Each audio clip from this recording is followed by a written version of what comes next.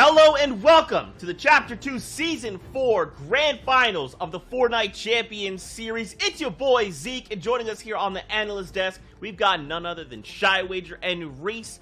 Guys, yesterday we had some incredible games, and today we are back for the exciting conclusion and will crown a brand new FNCS Trios champion.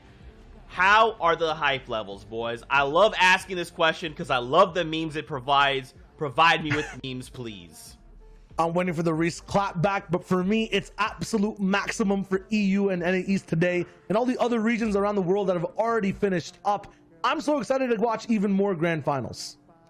I may not clap back, but I will say, this is me currently on cloud 9. Right. This is me. This is me over the moon. Okay. And obviously also, my hype levels are still off right now. Wow. I have to applaud you, sir. Thank you, memes. That's what we live for. Also, big shout out to everyone in Party Royale. If you're tuning in here, watching us live, hello. Thank you so much for taking time to hang out with us. We hope you have an incredible time. Use your favorite emotes. Use the paint. Throw the tomatoes. All of the above. Just let's have an awesome time. We've got 7 games of EU ahead of us, and it's going to be an incredible time. Now, real quick, let's talk about the broadcast and what you guys can expect as viewers as we're watching throughout the show. We're here in Grand Finals. Now, what got us here? Well, we started things off with an open round qualifier. From there, the top 15 trios pushed on through to heats. There was a 2-day competition, 6 games apiece there, where the top 8 trios then moved on to Grand Finals. However, yesterday, there was a very special wildcard match where one trio, the Victory Royale of that single game, that trio joined the 32 trios already in Grand Finals, and we kicked off 5 matches yesterday. We are here for the next 7.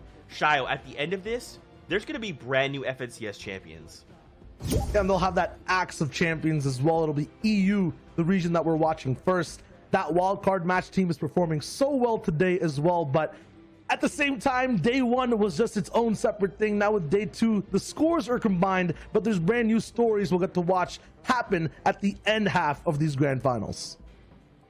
That's right. Now you're probably asking yourself, well, Zeke, Shio, how are these guys earning points? What are they doing to move up and down the leaderboard? Hey, don't even worry. We got you covered. Take a look here. We've got the Victory Royale. It's worth 25 points. There's 33 trios competing, so if a trio can land in 17th or higher, they'll start to earn points for placement. And finally, every is a point. Now, Reese, we always kind of go back and forth. Where on the spectrum should they fall? You know, we've seen trios like Mongrel, Mitra, and Tayson. They've got that average placement of 3.6, which is basically placing 4th every game. And they've got an average elims of 8.4. So these guys are just far and away balancing this perfectly. You know, average elims of 8 already above what we see from most teams who win their region. It's usually around like that 5, upper 5s to mid 6s range. So these guys are already slaying out way harder than the average people who are winning their region. They have better placement at an average of 3.6, and they have 2 Victory Royales out of 5 games. So they've won 2 games out of 5. So these guys are just playing out of their mind. They're managing to balance eliminations with great placement, with also managing to pick up that Victory Royale, and that's why they're so far ahead in first. The biggest question will be, can they continue that momentum, right? Can they keep this going across the next 7 games? But not only are they walking away champions, not only will they have a trophy that they can show literally anyone in their lobby, the world, they will also be walking away with a bunch of prize money coming in first place, but also just being able to make it this far, they'll walk away with something. It is going to be an absolutely incredible day for Fortnite. We're going to watch some of the very tippy-top performing trios, some of the craziest action. We're talking some of the craziest play. I'm hoping for some big wow factors, just like, hey, I'm just going to go find an RPG. I'm going to go loot a shark. That's what I want, Shy. I mean, absolutely. It's Europe, right? So we'll have to have that every single time, and it's always in a new way. No one can really predict, not even Reese, I'm going to say that, when it's in-game stuff that's going down. So I'm excited to see what happens today. It's going to be an absolute blast. I think I'll predict it. Come on. Okay. I think, you know what? Maybe we'll have an RPG rocket launcher elimination thrown in there, something in the mix that'll kind of throw things up. I do expect it. You know what? There is always stuff that comes out of the blue that's always hilarious to watch, be it, you know, vehicles picking up eliminations or anything like that. I hope that today, though. Bro, you know I'm right there with you. Now, of course, we do have other regions. 7 total regions are participating, and some of these regions have already concluded their games, and we actually already have some FNCS champions. Let's kick things off over in OCE. Congratulations to Jinx, Alec, and Worthy. 244 total points, a victory royale, and 71 eliminations. They will claim the Axe of Champions. Incredible performance by these 3 guys, and if anyone knows the OCE region, they should not be surprised. Jinx, Alec, and Worthy have qualified for every single FNCS that we've had so far, the grand finals of it. 6 out of 6. And Jinx has won 3 of those now, making him now a 3 times FNCS champion. Dude. And, you know, these guys, again, were balancing that average eliminations with placement. I'd already said earlier that, you know, those average eliminations for the winner was around the high 5s, and these guys had 5.92 average eliminations. So, again, very, very, very close to kind of what we were seeing and why that's giving us a good indication of Metro's team today on EU performing very, very well. And over there in second, Repulse, Forbes, and Sinky Fishy, I believe they won their last game to get all the way to 207. So that is amazing for the second place finishers. So many top teams here as well on this page. Carry On, Eshes, and Sorif. These guys coming together in week number 2 as a brand new trio. And after that, just performing so well. Even some high profile trios like the X2 twins paired with Volks getting 8th place overall, having a phenomenal day 1 and just being consistent on day 2 to lock in a top 10. Team that was phenomenal on day 1 is our 7th place team. The username there is actually Gubos, Tyrax, and Link. These guys had 115 points on the first day, and they were first by quite a large margin, but unfortunately did not perform that well on the second day and kind of pulled all the way down to 7th. So that's what we're talking about. We need to have some of these consistent teams that are performing on day 1 on the regions we're going to watch need to do the exact same thing here today as well. That's just OCE's story for the top 10. So many teams played overall entirely across the world. There were more FNCSs playing out in Asia as well. Their FNCS ended, and we have a winner, Reese. Yeah, we've got Ruri, Bob, and Moffin. The names may confuse you a little bit just because they're kind of a little bit off from their actual, but Drazna is Ruri, Mogrel is Moffin, and Bob, well, Bob's Bob. And these guys performed very, very well, and there's a little bit of a story behind their previous FNCS because, you know, Bob and Moffin have been playing together for a long time, and Ruri and Moffin actually won the Season X FNCS Trios, so they've already been a champion in Trios all the way back in Chapter 1 of Season X. So the first FNCS we ever had, these guys already won it. Coming into their next FNCS, which was Squads, these guys ended up placing 2nd. So they nearly got 2 in a row. They nearly managed to get those 2 championships. And then ever since then, in the Duos, the Invitational, and in the Solo FNCS, they didn't manage to clutch it up. Now they've come back full circle into Trios again and managed to pick up that 2-time FNCS championship. And still was absolute improvement for everyone else on that first page as well. A lot of trios who were starting off the very first portion of the FNCS at maybe 20th and 19th, hitting top 5, like Seek, Peter Pan, and Faxvox. These guys not even playing in the same trio in week number 1, getting 8th place overall once again on Asia. It's just absolutely amazing. These guys are going to be walking away with so much prize money, split obviously amongst those 3 individuals playing overall, but that was Asia in total. There are more trios all across the world who are also fighting out in FNCSs that are only really halfway through. That's right, and EU is one of those regions. So what we need to do is kind of take a step back, revisit EU standings, and kind of see and paint that picture as what happened yesterday, right? We got to reset this stage because Mongrel, Metro, and Tayson, they just pulled so far out ahead of everyone else. However, there's still a trio right behind him, and that is a previous FNCS champion, Andalex, your previous FNCS Invitational champion, Janice, paired up with Exqueeze. They're just neck and neck. But you know, guys, I think the biggest, scariest thing is what Reese mentioned earlier, and that is teams that perform on day 1 sometimes can't do the same thing on day 2. So we may see this top 5 be completely different by the end of the day.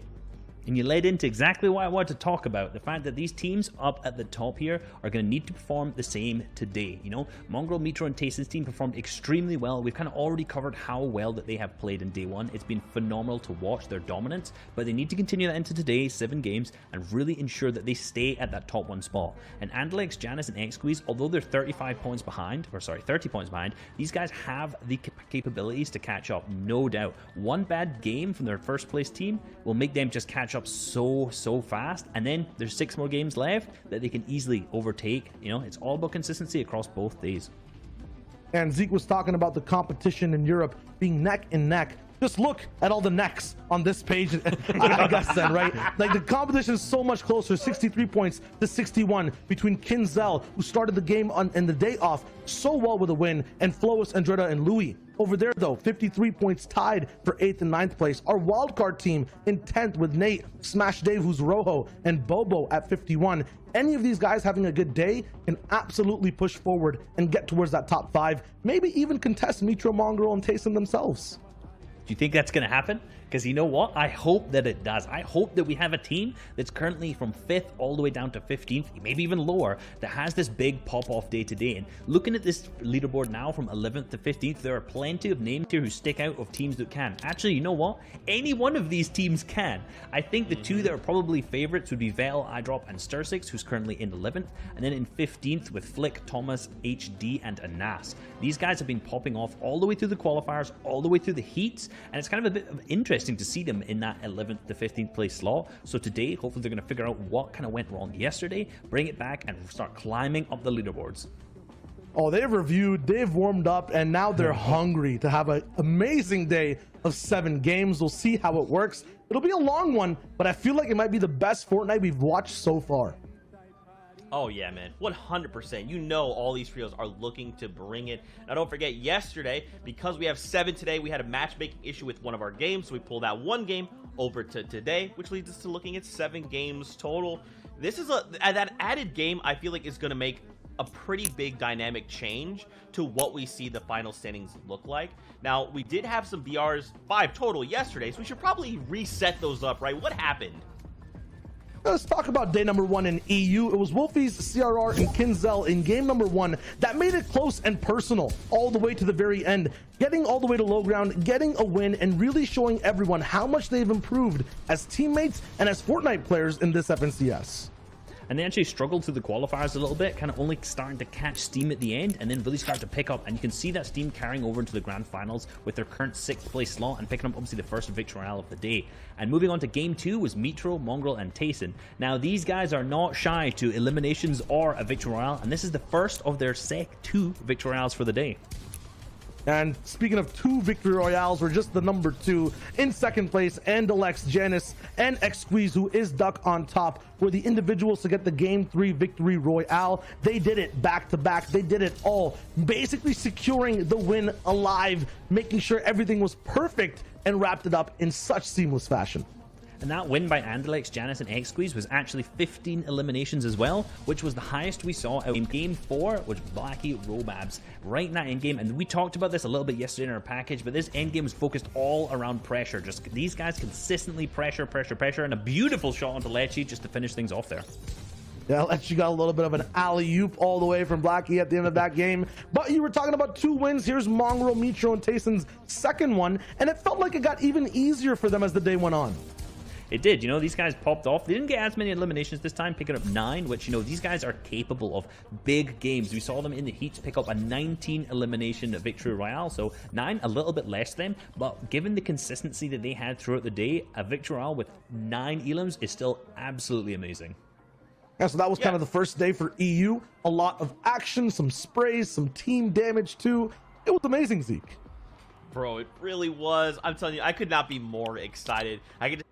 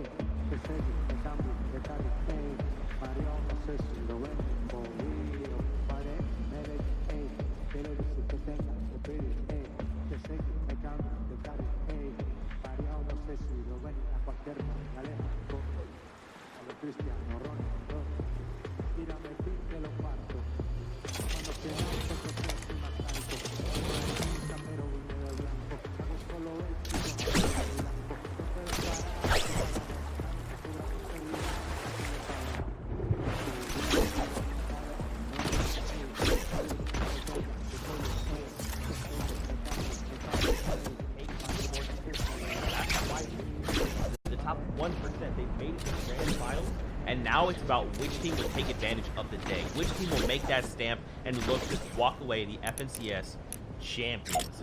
Now, Fortnite fam, we're not the only ones that are here. We've got our casters that we'd like to introduce you to. So, Sundown, Sancho West, say hello to everyone at home. Thank you so much, Zeke, Shio, and Reese, and welcome, ladies and gentlemen, boys and girls, Jonesies, Bonesies, he's, she's, theys, thems, and everyone in between. My name's Sundown. And I am Sancho West, and boy, oh boy, we are going to have some awesome action. And hello, Party Royale Island. It is so hyped to be in-game, and Sundown, I am so excited to get into it. Here we go. It is Fortnite time, Grand Finals, Day 2, Game 6. Let's see how it all unfolds, and the action will only get more crazier as we get to the final Game 12. And here we go again. Don't forget, we'll have 7 matches today. And for those of you who are just tuning in, whether it's your first time, we'll be explaining a bunch of things. But what you need to know right now, that #1 spot, they talked about it at the top of show, the best of the best, arguably one of the strongest and most talented trios in the entire world, and they've shown it so far through the first 5 games in Europe, is coming out of Stark Industries. It's E11 Tayson, FaZe Mongrel, and Liquid Metro, and they have had this place wire to wire the entire time. Anybody who has come here basically gets forced in having to 50-50 one of those henchmen chests. Otherwise, they just force you out, and they're doing it again. The only person that's literally contesting, and he has to, is Iron Man.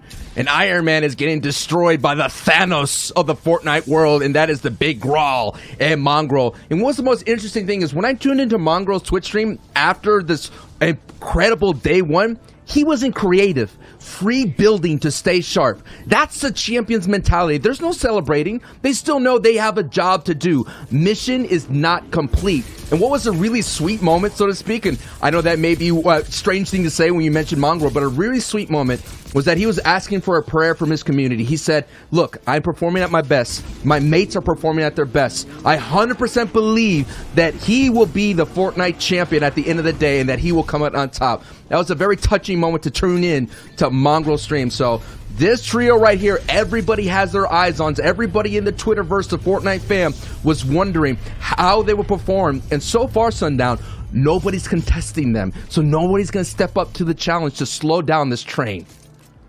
And largely we've seen this is kind of beneficial to them. Again, we've talked about the stats over and over again, how this team is almost reliant on Mongrel staying up on his feet. He is the one who makes the plays. He accounts for so many, not only of their eliminations, but his number of them.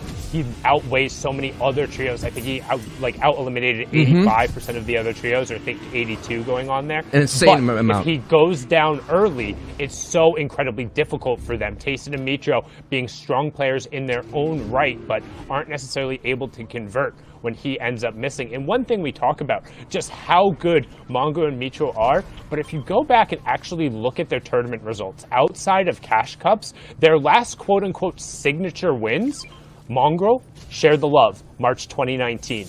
Metro, baby, we're going all the way back to the fall of 2018. Week 3 fall skirmish, to that shockwave play that shocked the entire world when he threw it on the ceiling, sent himself downwards. Kind of the first time we've seen kind of one of those aggressive shockwaves through the builds, but other than that, Tayson is the one who's had kind of the more recent major tournament victory royale experience, and Mongrel and Mitra are kind of missing that trophy on the shelf, and today, will it be their day? It can be, or can a new trio on the scene, Wolfies, Kinzel, CRR, who were able to get a victory royale on day one, and in the opening frame, game one, they had a strong performance. It was a very chaotic ending in Retail Row. You saw them box fight their way through at the very end, fighting on the low ground, being so aggressive, and they were able to take away that first opening victory royale. But we did see in game two, they were driving around here on top of the Hydro Dam. One sniper shot their way, kind of sent them going down a very downward spiral. Inconsistency so far on for the day one. Let's see if they learned their lessons going into game two. But here we are. There's still a lot of top talent here competing. There's still a lot of money up for grabs here. So even though we're going to keep an eye on course on the top of the board, we're always going to see the other big names in the region trying to compete and kind of accrue literally every elim, every placement point. We're talking about thousands and thousands of dollars on the line. And again, too, you can see right now we've yet to have a trio drop only one player. You can see that in the top left corner of your screen. 98 out of the 99 available players still on their feet. 33 trios remaining, so probably going to get a little bit of aggression here. The north side of upstate New York. We saw plenty of this yesterday, but right now, Chapek, Queasy, and Milan, aka EP Alexa, you can see right away Shockwave coming out, and Pablo Wingu trying to create a little bit of space here, but they're not going to give him even a moment to breathe. Second Shockwave being used from the Enterprise Gaming player, and he's going to find Pablo there. Shakedown as well to try and identify where the other two teammates are, make sure they get the max damage coming through to indicate the Storm Surge, and a good pickup there. That's not the first time that Pablo tried to kind of poke the bear there in a very strong trio. He did that as well in day one with Mongo's trio, and they paid the price. So it's so interesting as well to see, to keep you up to date in the feed. Mr. Savage's trio is getting a knock against that dual media trio as well. So that fight, that engagement, that in Doom's Domain is still popping off here. So we've been seeing, though, in different regions, Sundown, is that sometimes this Craigie Cliffs trio, as you see in Milan's trio, sometimes could push that fight and be wondering. I think in what we're seeing here is this Milan trio is picking on the scavenger routes versus going against a power POI like Doom's Domain, like the NA East Zexros of the world. Which I think is the right decision, and we talk about these scavenger routes. That's when you're not landing at one of the named places on the map, and you're just trying to get an aggregate number of chests and whatever loot. Generally, you're also utilizing the fishing pools because there is a solid amount of weaponry that you can pull from there. We've seen the clips of people pulling those epic and legendary pump shotguns, as well as just key fish at the right moments. But being able to pick up 3 points there, each elimination being worth one, and that will be our first trio going down on the day here in match number 6. Milan's trio was coming into 24th place, so on the bottom half of the board, they had about 23 points, got about 10 elims. Their average placement, though, is about 18 plus, so they're looking to turn that around. And this is the only trio that right now, at the moment, is in striking distance. It is Analix, Giannis, and X-Wheeze. This is also a very decorated trio. Zeke kind of mentioned it at the top of the show. Duos champion, a solo champion in Giannis as well. Analix is that duos champion. X-Wheeze is the only one looking for that trophy to add to the mantle. And already, Stir 6 getting fully confirmed in the Elim feed. That was another up-and-coming team. But I gotta say, that lead, yes, it's only 30 points, but that's a victory royale plus 5 elims. It's gonna be very tough for Analix, Giannis, and X-Wheeze to kind of bridge that gap. Because all Mongrel Mitro has to do, and Tayson, is just keep the pace. Get to in-game.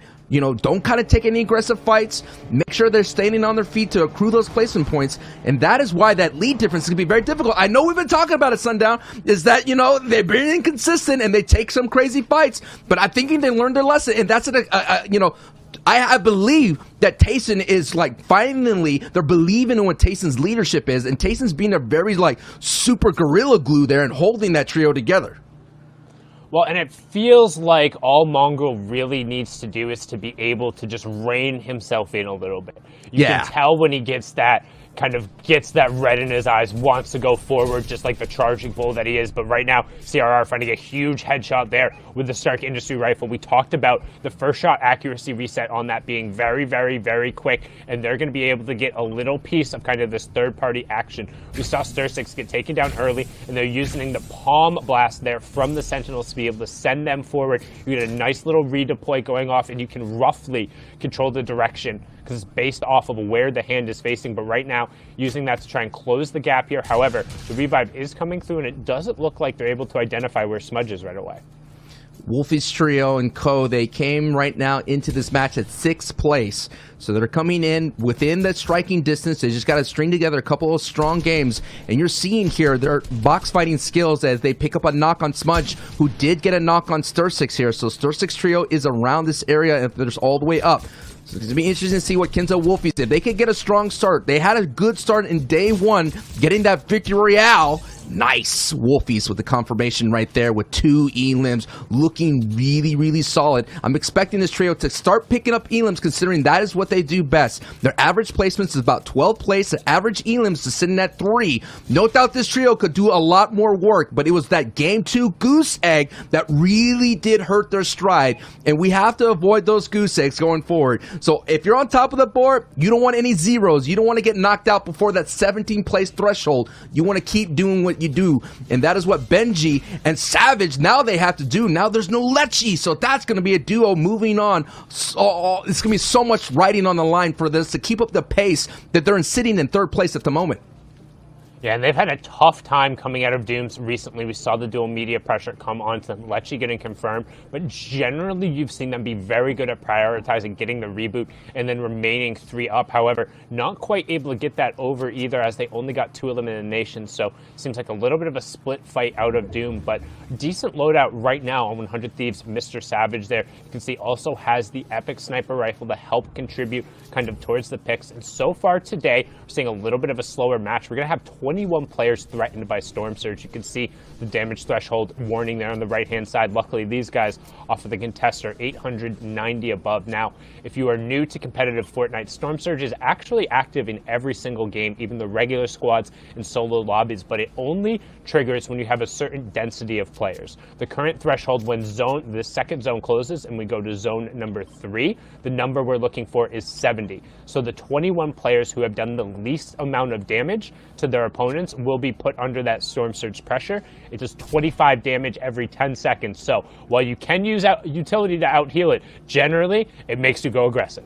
And there you see the dual media trio in the background there. But just to give you an idea how important Lechi has been in these grad finals, he is currently leading the way if elims. So now they're missing that. They are kind of spreading that workload almost evenly, 7, 8 respectively for Benji's and Savage. But they've been the only trio that's been fully all the way up. Like, they spend the most time as a trio. So this is going to be one of the rare times in these grand finals that Benji and Savage got to go as a duo. So they're truly putting in that team effort, and the results are speaking for themselves considering that they're in 3rd place. But you can see that the injury that's been caused by that dual media trio out in that distance here, they're basically 2v2. You're just, a contested Doom's domain could just leave you, yes, you get that opportunity to get that power weapons, opportunity to get those loots, but at the end of the day, man, you're going into these dangerous zones injured.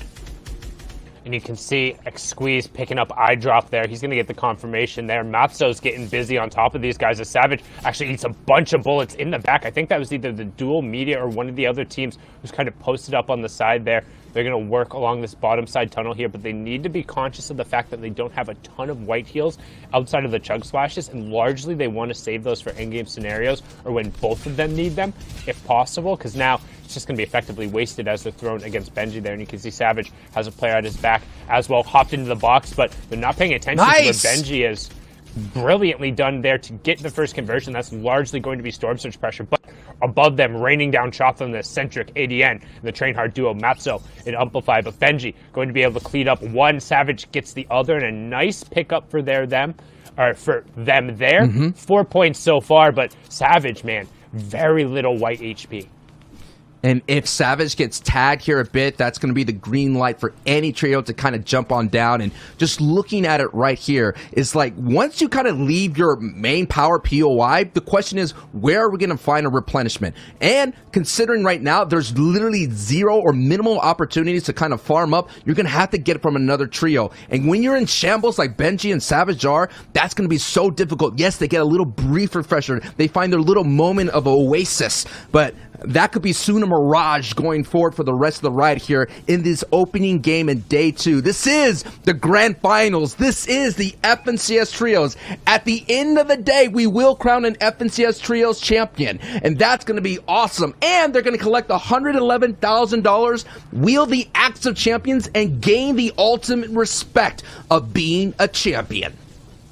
And are currently on board here. They were 5th coming into the day. Solari, Floki, and then Rams Clement and Nakos, the French trio, being absurdly consistent during their heats and having a good start to the day yesterday, but 2 really waffling games there. Games 3 and 4 made it tough and kind of allowed for the top of the leaderboard to separate themselves out a bit. Now, one thing about this trio in particular is they're a little bit more aggressive on average than any other trio in EU. They generally will pick up their first eliminations around 8.5 minutes in, which is more so than a lot of the other teams. So despite being uncontested, they're more than comfortable to go out and not only get tags, but look for confirmations. And one thing I want to note, we went from 91 players to 66 players in that nice little spurt there. So the Storm Surge driving plenty of action and plenty of points being doled out, but it's all in the form of those eliminations because the placement points won't come through until we have our top 17 trios. It's the same thing that we saw in NA East in their day 1,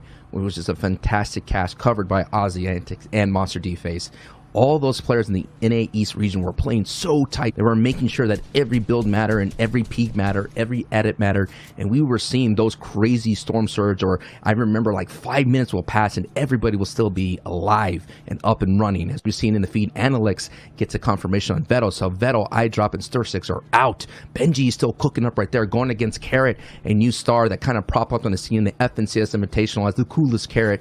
But hey, I don't know how long you could be cool, man. It's time to heat up, man. I don't know what you got to do if you're the coolest Carrot, but now it's time to heat it up, because right now the action is heated up as we can get a nice overview of Thomas HD and that trio who had a decent start. They pulled zone, and I really believe, and I'll get into it if we have an opportunity, I really believe that shifting that landing from retail, from Dirty Docks to retail rope, is really affecting that Thomas HD trio.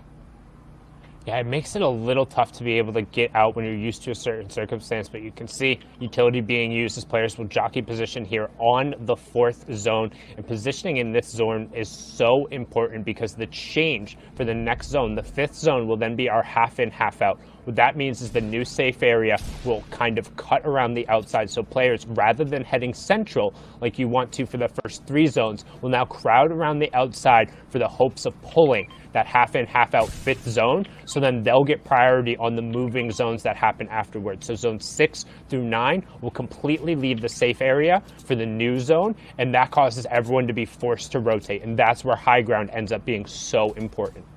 Here is our wildcard trio who were able to get into with a very intense, super hype.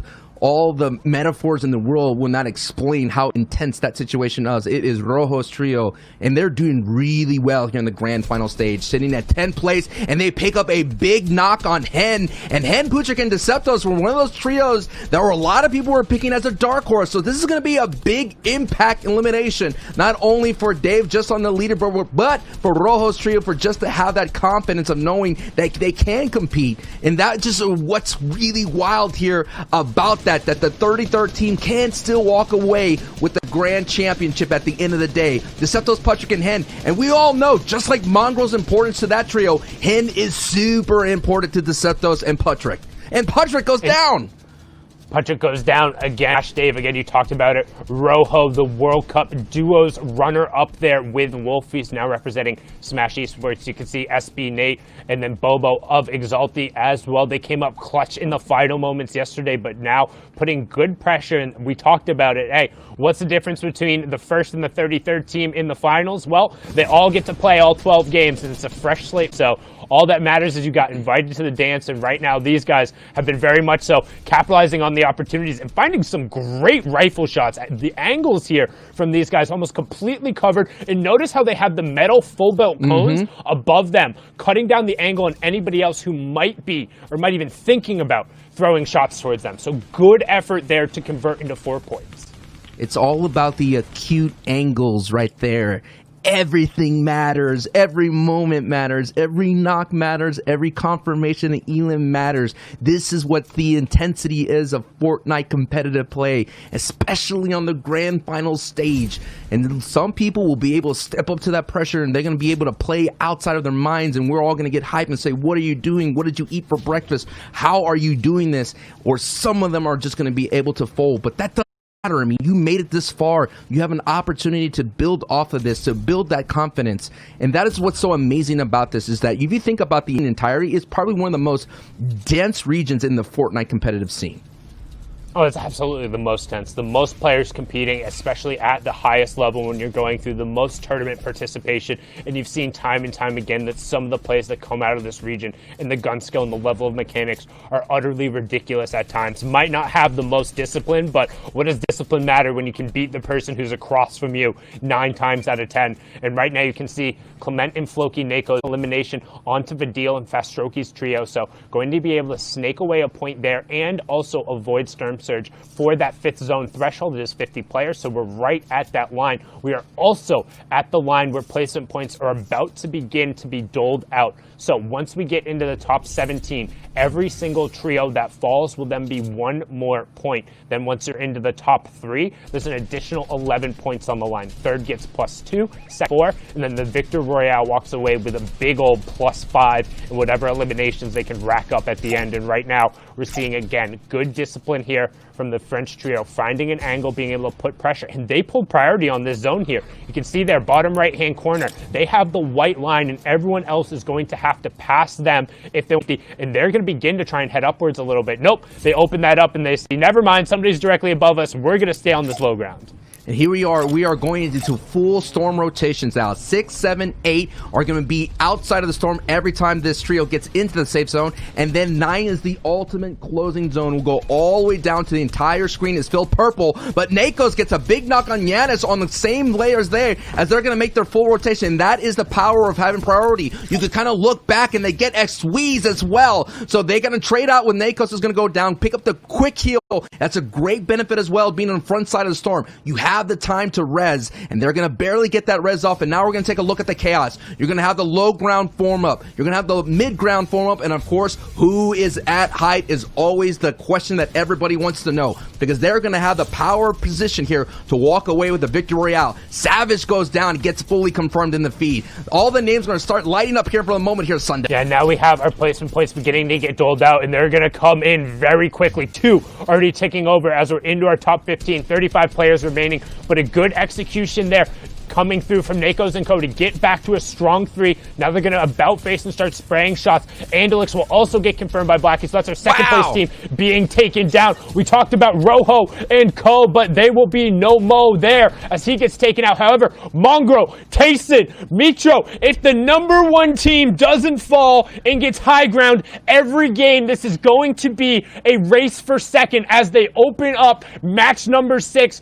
just like they closed the rest of the day yesterday, controlling high ground and raining down the AR shots with nary a contestant in sight. So we're going to hop on board here with the French trio, who's continuing to work on the low ground. 4 eliminations so far. Nakos has the legendary pump as well as the bandage cannon, so good opportunity to potentially execute here in the late game and make some plays.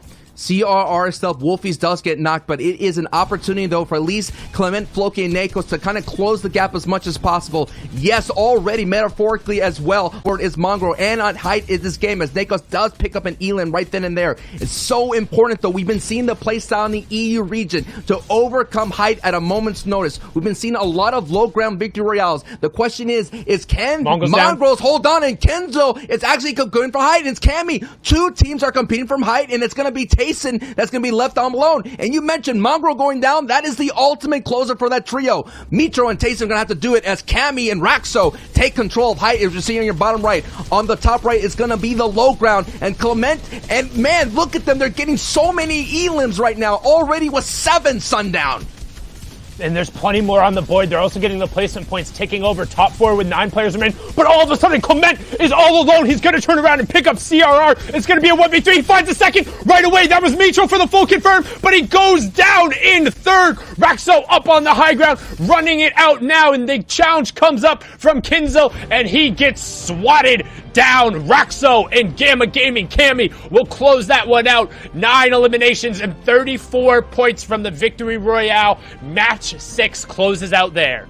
In a blink of an eye, before you know it, a victory royale is accrued by Raxo and Co. We're going to need the breakdown from Zeke, Sayo, and Reese. What you got for us, fellas?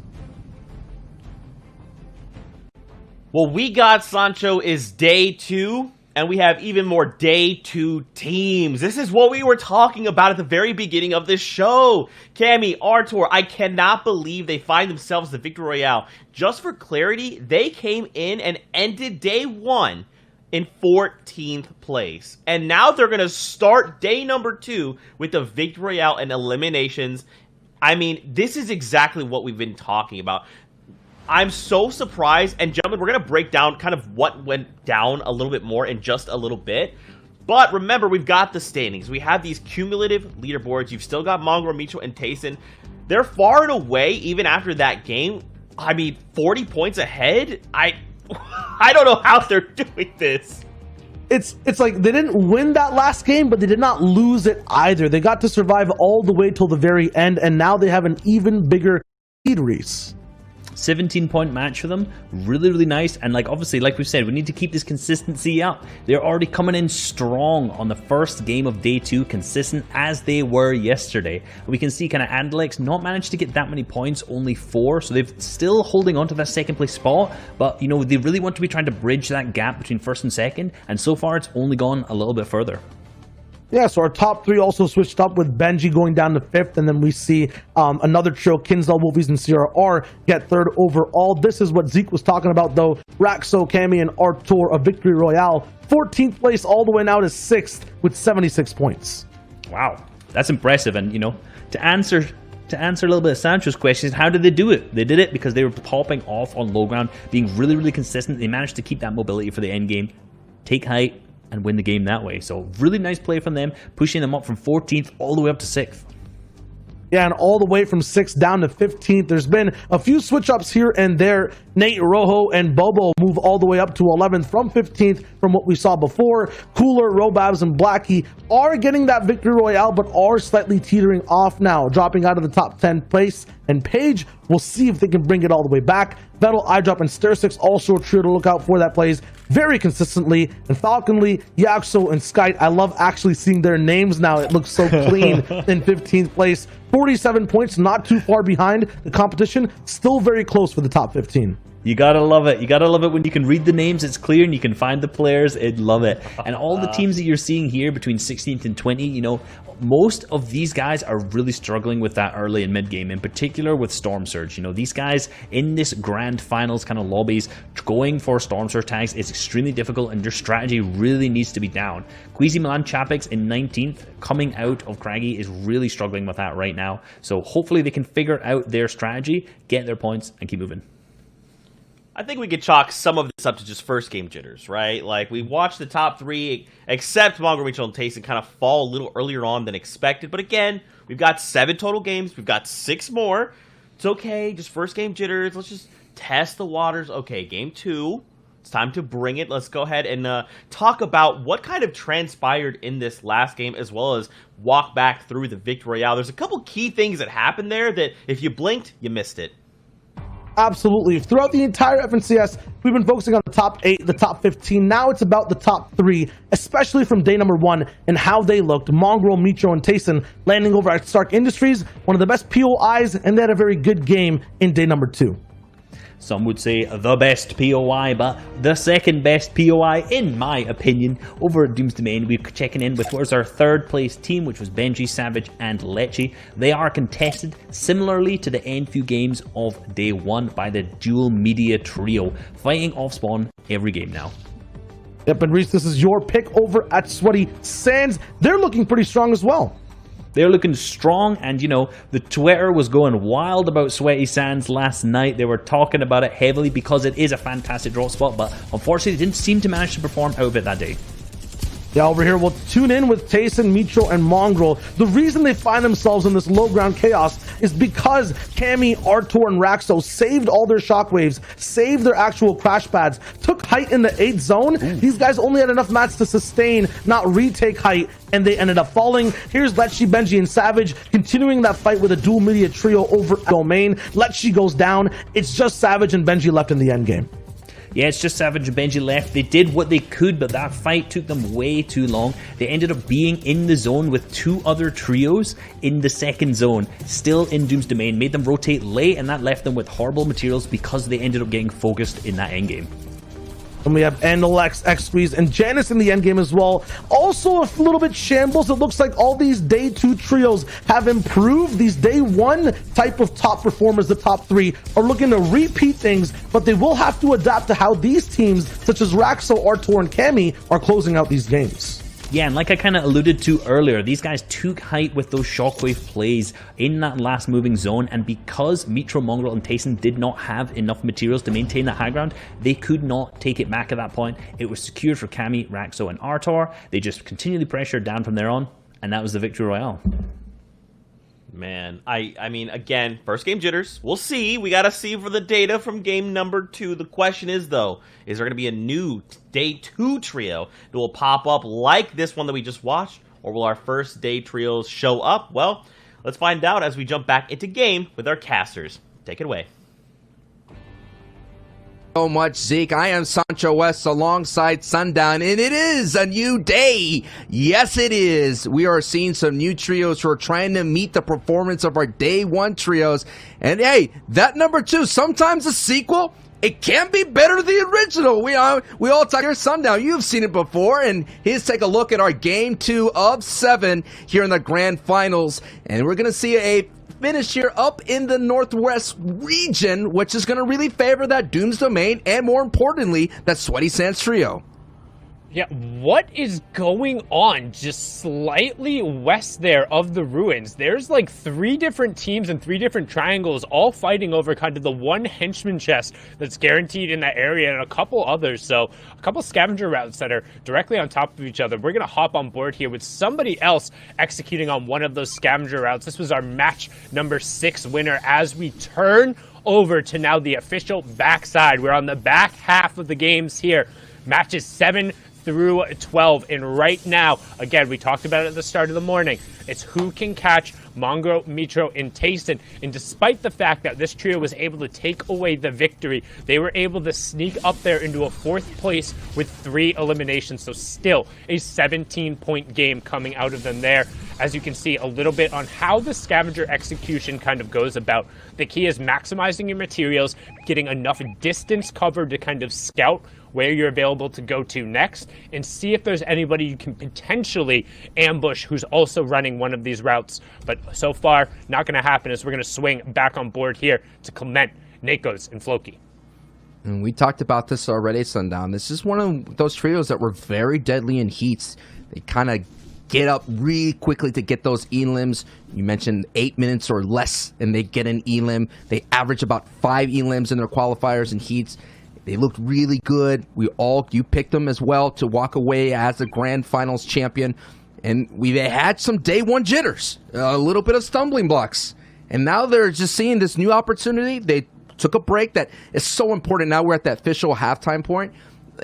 Just to be able to change your playbook, just to change your trajectory. And like we mentioned, it's just a shift in just a little bit. You don't have to do anything too crazy. Just a simple shift could get you back up into the leaderboard standings.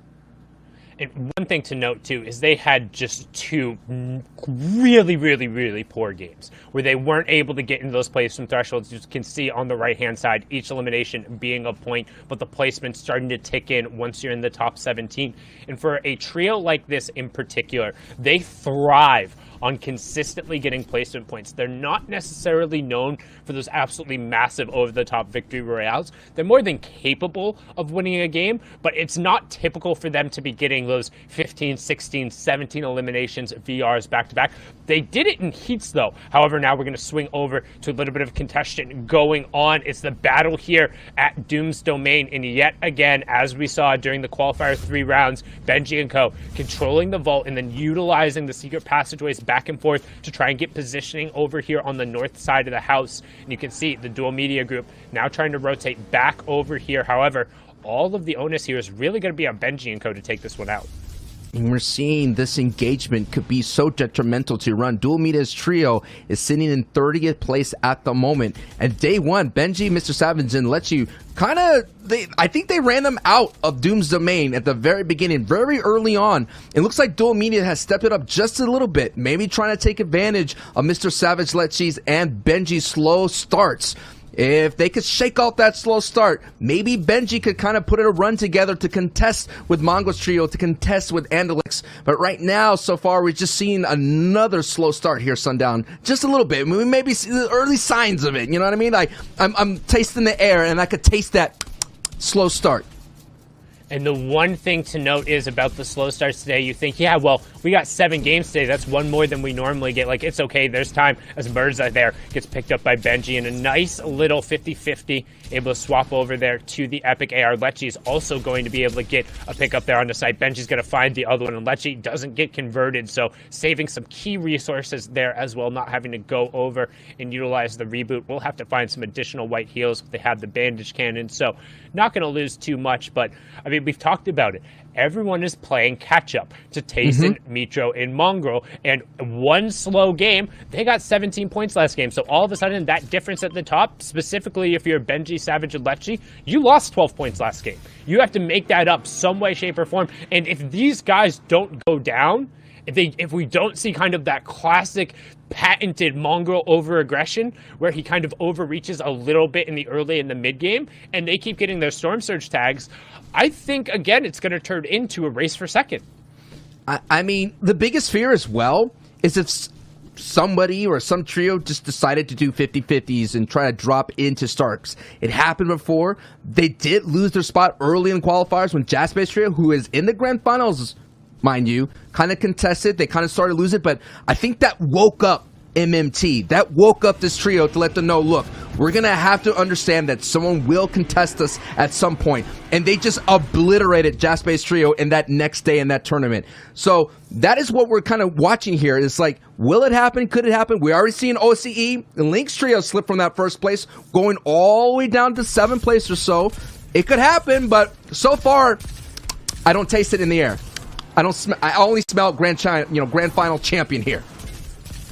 And that would be such a key kind of feather in these guys' caps. We talked about them being some of the strongest and best players in the world, and right now trying to put that on display, utilizing, again, we've talked about this as well, the first shot accuracy from the Stark Industry Rifle and the high base damage of it, the fact that it still hits for 35 even at maximum range, and being able to convert on those 50 plus damage headshots, make it one of the strongest weapons. And particularly, I mean, everybody has seen the clip of Mongrel on the high ground with an infantry rifle. This is about the same. And you'll also notice too, they'll generally run in terms of the rifle choice. They'll have a burst rifle on Mitro, and then Tayson and Mongrel will pick up those Stark Industry Rifles. That way, when you're spraying a wall, you have the fast first shot accuracy from the Stark rifles, and then the 2-shot burst coming through on the burst AR. It gives them a bunch of pressure to hit trios behind their builds.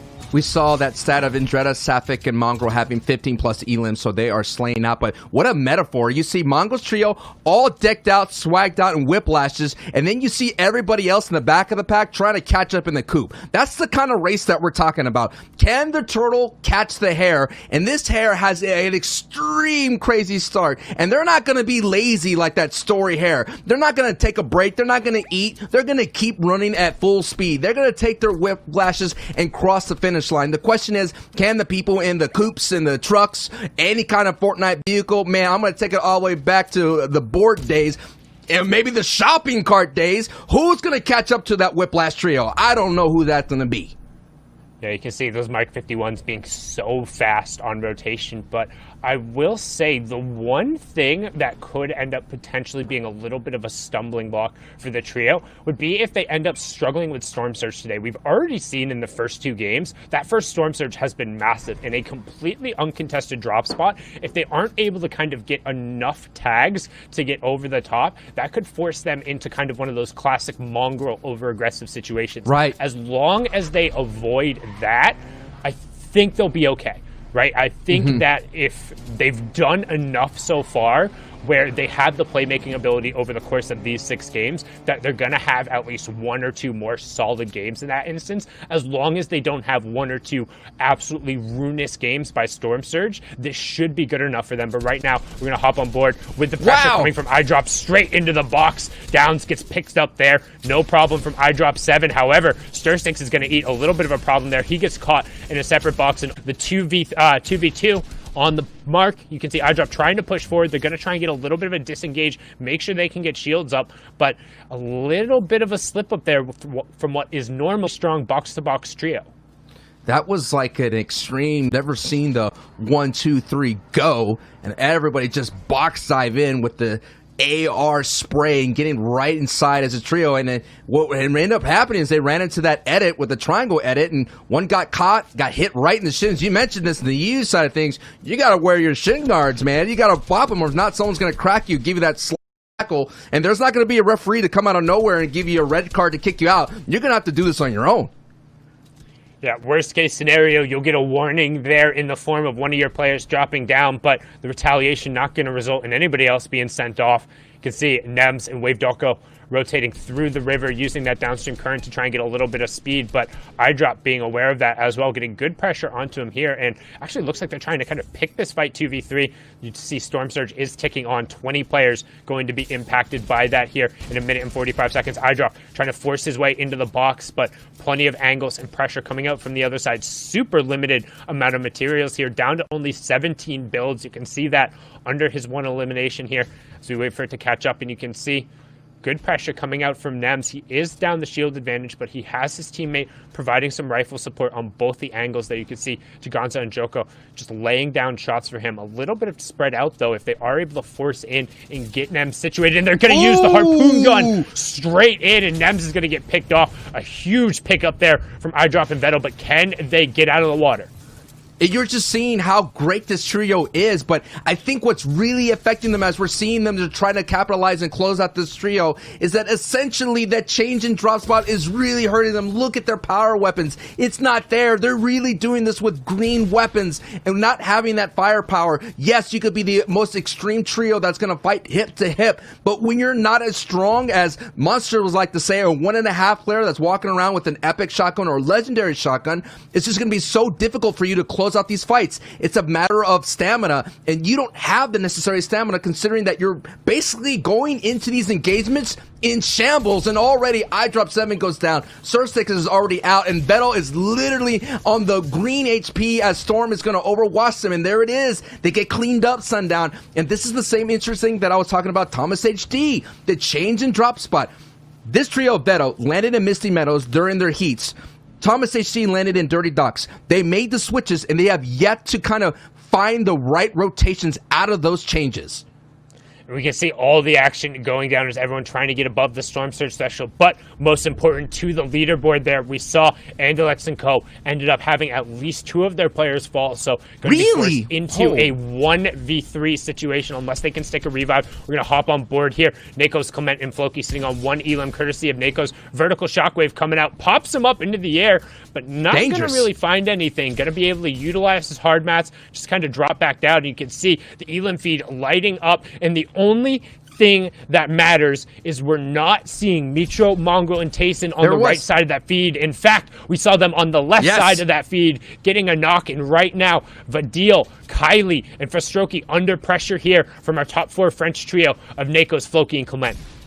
And Vidil was one of those trios that was so hot coming into the grand finals, and they just literally, just like a hot iron heading cold water, boom, just get cooled down instantly, just like that chug splash. No doubt must be feeling right now because it's so sweaty. The competition is going to get so stiff, and you're looking at here, things are going to get ratcheted up a notch. Considering Sundown, we have a Coral Castle finish in our midst, in the distance. But let's just focus in on this trio fight right now. Floki, Clement, Nakos, who's been heating up, had a great game previously. These are the fights that they had lose, because we saw them in day one where they had those bad game 2 and game 3.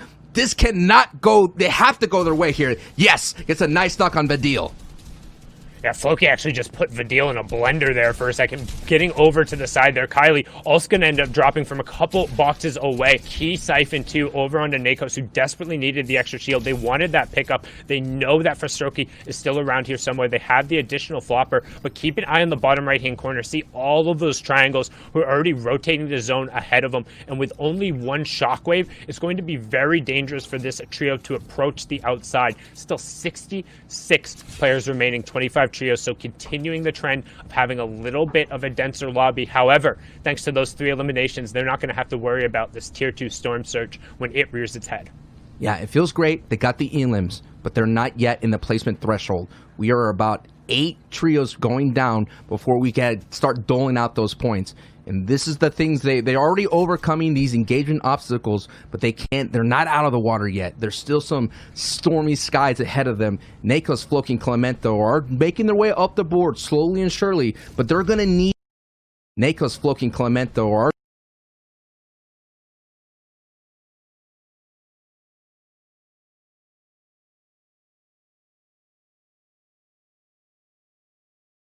lobby focus, but that's what you got to do. You're going to have to shoot back and let the people know that are doing those window edits, stop shooting at me.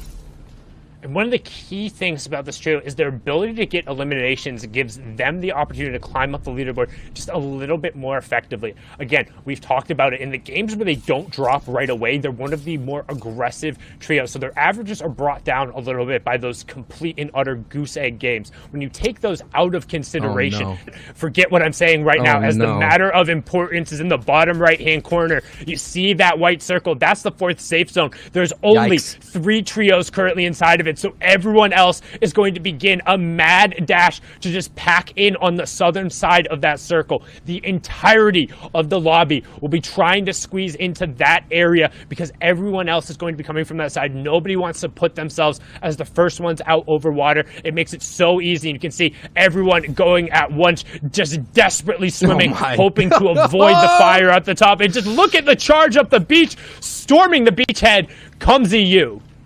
Oh my goodness, and we're seeing trios already going for height. Mongo and Mitro at height, and just behind them, looming in a distance, as Benzi trio. And they're kind of gambling in. If the circle goes their way and half in and half out, they're going to have a strong hold here. So Mongo, Mitro, and Tayson here are just now beaming any kind of salmon trying to swim upstream.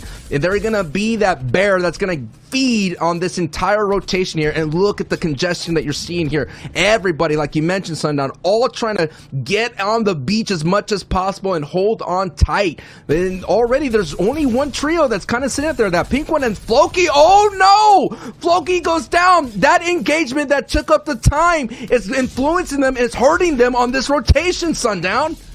And they're completely out there. Clement got picked up earlier. Nakos going down right afterward in the long rotation. The top 14, we talked about their ability to get eliminations, but at what cost? Apparently everything, as our number 1 trio sits high atop their perch, high atop the throne. They're first in the leaderboard. They're first right now in positioning here. Nakos gets a little bit of a gimme there as Dave, aka Rojo, will tick over, but one more player will drop and our Storm Surge will turn off. We have 19 trios left, so almost into the placement points, but yet again, up on the high ground, Mitro, Mongrel, and Tayson priority positioning. Our second place team still in the lobby, but they're going to have to be toppled at some point.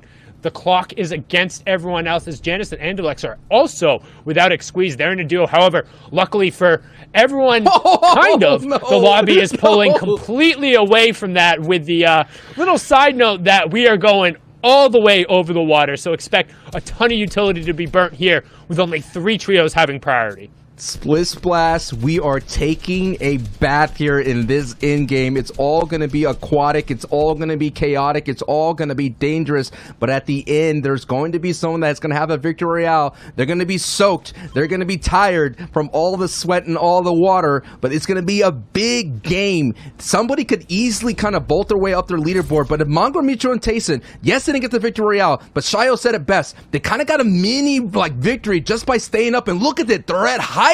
This is going to be big considering everything's going to be over water. The low ground warriors are not going to have the ability to save the resources because they're going to have to build floors as well. Yeah, and we've talked about it too, the opportunities for when these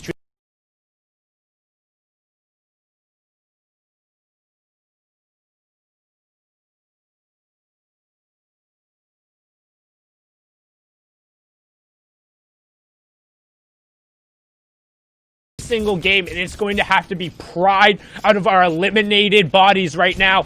As you can see, 3 eliminations, everyone still trying to pack on in, and again, placement points starting to get doled out. And as we keep an eye on the top of the leaderboard, every single placement point that Tayson, Mongo, and Mitro get effectively nullifies the placement points everyone else is getting, because it doesn't matter if you get that point, they're getting it too. They'll continue to open up that lead, and unless somebody can knock them down off of this throne, it looks like it's going to continue to be a battle for second. As the 5th zone will close, we'll have our transition into the end game, and we're gonna head over to the Shark, baby.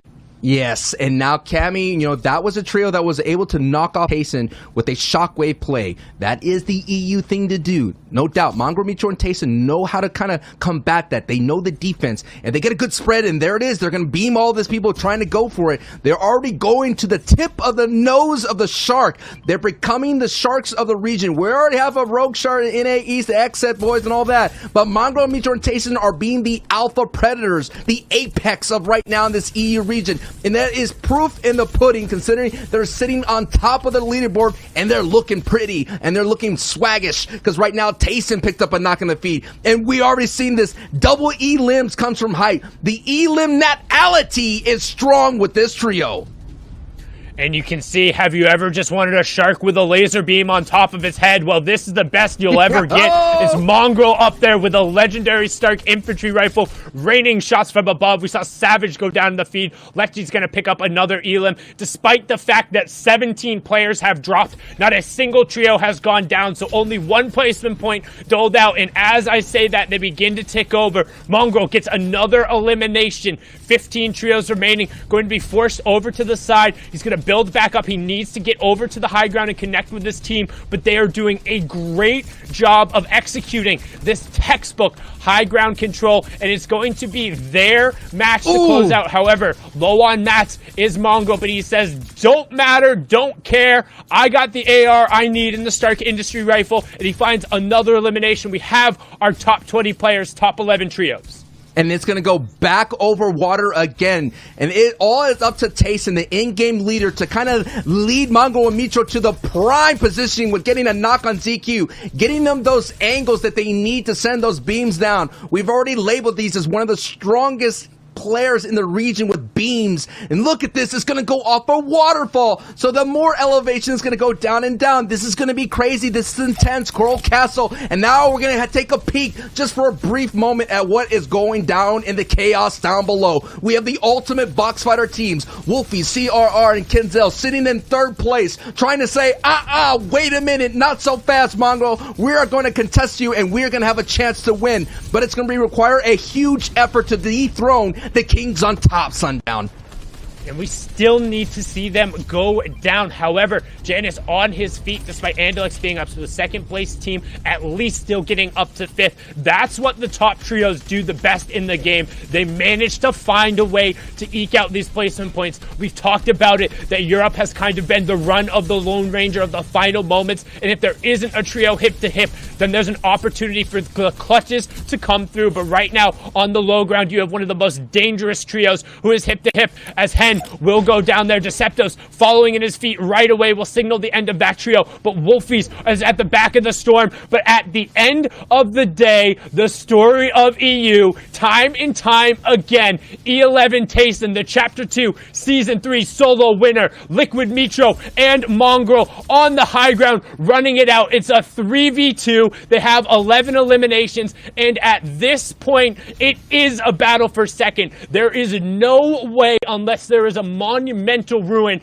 that with the way this trio is playing so far, anybody will be able to catch them or repeat this performance, and this is why Mitro drops down. Tayson and Mongrel shooting fish in a literal barrel of the zone. 13 eliminations, 38 points. You know they're feeling it when Tayson edit downs Mitro to be the ultimate swanton bomb off the top rope, getting the big time elims and the victory royale. Sundown. Wow, man. We all question, will Mongrel, Mitro, and Tayson have a successful hot start in day 2? And that right there, with the great consistency in that opening games, proves that they have a great chance of walking away to being that FNCS Trios champion.